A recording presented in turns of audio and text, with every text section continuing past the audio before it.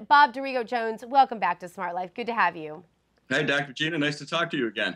Now, one of my favorite things that you do is, of course, these wacky warning labels. But I want to ask you, though, because I've been interviewing you about your wacky warning labels for, gosh, about 3 years now, I think, live on television, radio, whatever medium I was on.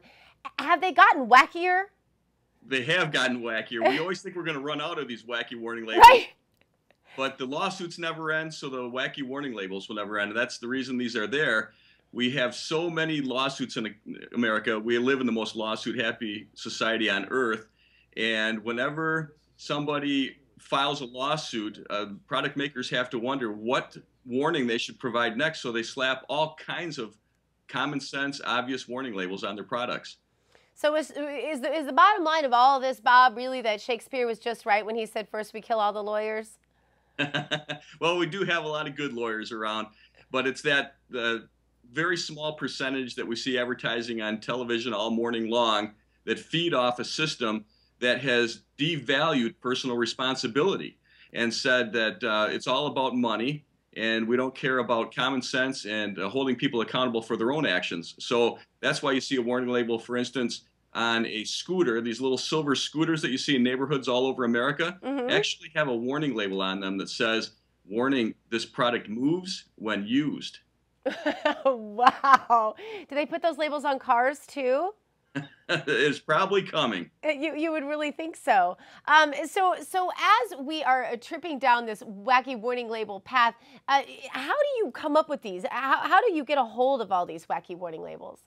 People all over America will be watching us on programs like yours, and they'll look around the house and find a warning label and email it to us. It's very easy. One of your viewers right now could have the $1,000 grand prize winner for next year.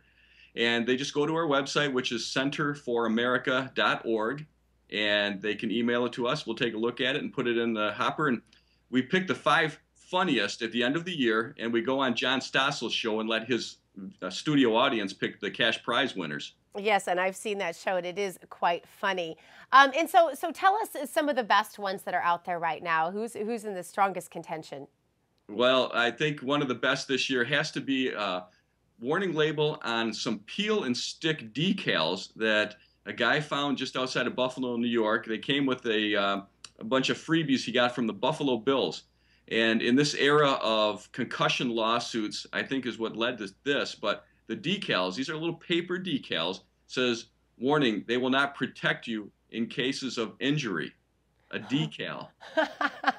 Well, I guess that's important to know. Probably won't protect you if you're invaded or protect you if you wreck your bike with them on your nose. I don't know. I mean, it just, how do they choose what goes on these labels when some of them sound so ridiculous, Bob?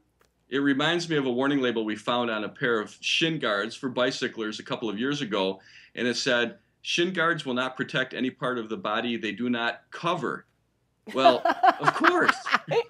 But somebody sued. I had that shin guard on and I hit my head and I'm suing you now. I mean, that must be how this goes. That's right. Some idiot out there must have put a shin guard on and been mad because they hit their head when they wrecked their bike, right?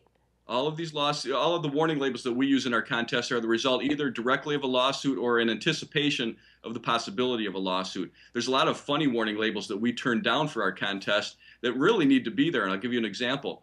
On a bottle of PMS Midol, there's actually a warning label that says, do not use if you have an enlarged prostate. Well, if you have a prostate, you're not going to have to worry about PMS. But there might be a guy out there who's got just such a bad headache he's willing to use his wife's PMS Midol. So that warning label needs to be there because it's not common sense. We focus on the ones like the warning label on a fishing lure that says, warning, harmful if swallowed.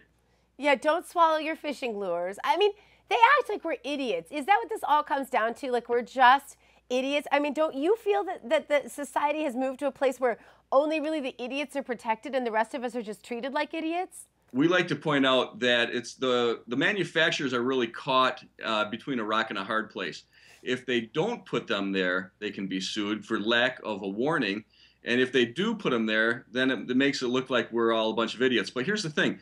The products that these manufacturers sell in other countries, they don't put the warning labels on because they know that they won't be sued. We found a a little pamphlet of instructions that actually came with a ballpoint pen that was in 4 languages, and it was in Spanish, French, German, and English. But the wacky warning label, which said "Don't swallow your pen cap," was only in English.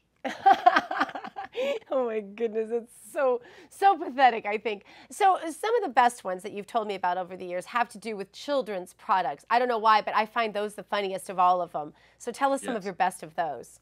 Well, one of my favorites, in which we put on the cover of our book, was in reference to a baby stroller, and it said, "Warning, remove child before folding."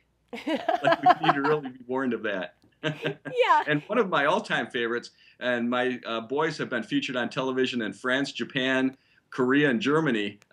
Modeling this one is on a little Batman cape that they got for a Halloween costume, and it says, "Warning, cape does not enable user to fly." Oh, that's good. I'm glad they let parents know that, because anyone old enough to read could probably figure that out. Did this all start with the McDonald's coffee thing, Bob, or does this go back even further?